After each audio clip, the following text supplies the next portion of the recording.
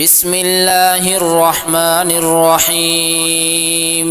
الرحمن علم القرآن، خلق الإنسان علمه البيان.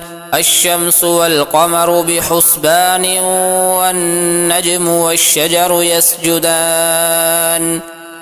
والسماء رفعها ووضع الميزان، ألا تطغوا في الميزان، وأقيموا الوزن بالقسط ولا تخسروا الميزان.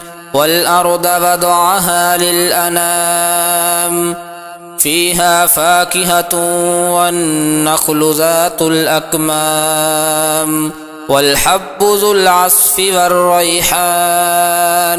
فبأي آلاء ربكما تكذبان؟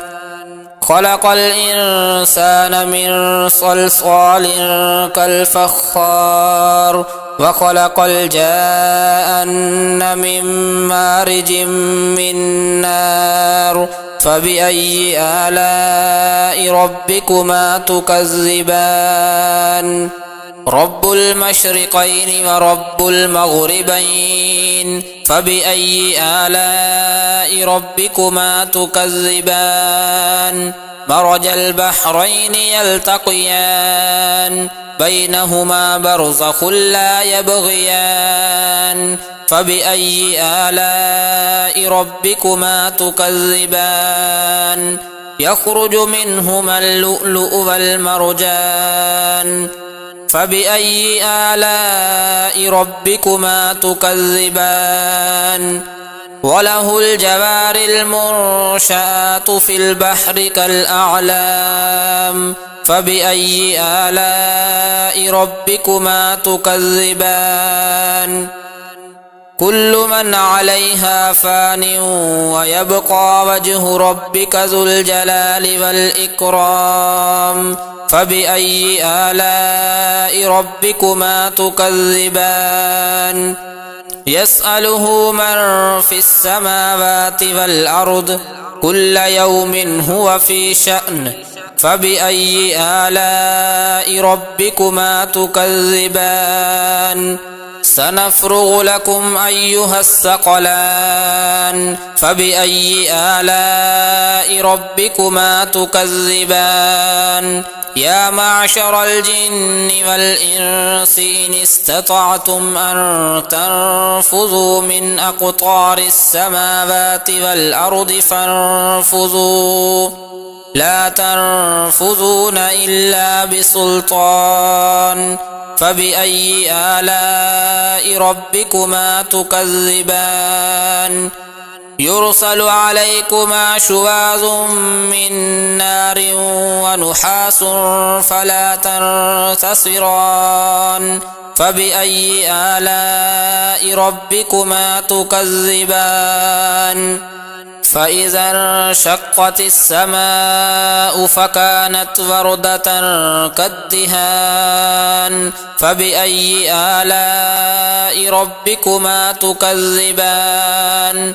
فيومئذ لا يسأل عن ذنبه إنس ولا جان. فبأي آلاء ربكما تكذبان؟ يعرف المجرمون بسيماهم فيؤخذ بالنواصي والأقدام. فبأي آلاء ربكما تكذبان؟ هذه جهنم التي يكذب بها المجرمون، يطوفون بينها وبين حميم آن. فبأي آلاء ربكما تكذبان؟ ولمن خاف مقام ربه جنتان. فبأي آلاء ربكما تكذبان؟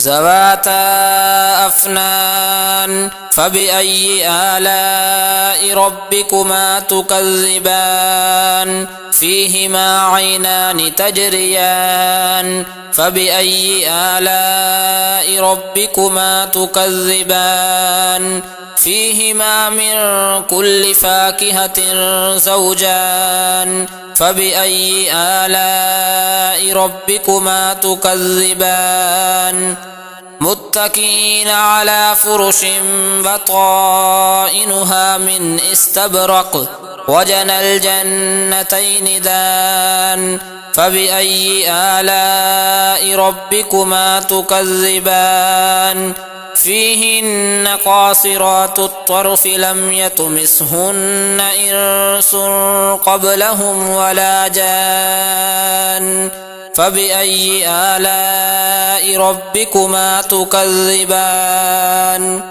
كأنهن الياقوت والمرجان فبأي آلاء ربكما تكذبان هل جزاء الإحسان إلا الإحسان فبأي آلاء ربكما تكذبان ومن دونهما جنتان فبأي آلاء ربكما تكذبان مدهامتان فبأي آلاء ربكما تكذبان فيهما عينان نضاختان فبأي آلاء ربكما تكذبان فيهما فاكهة ونخل ورمان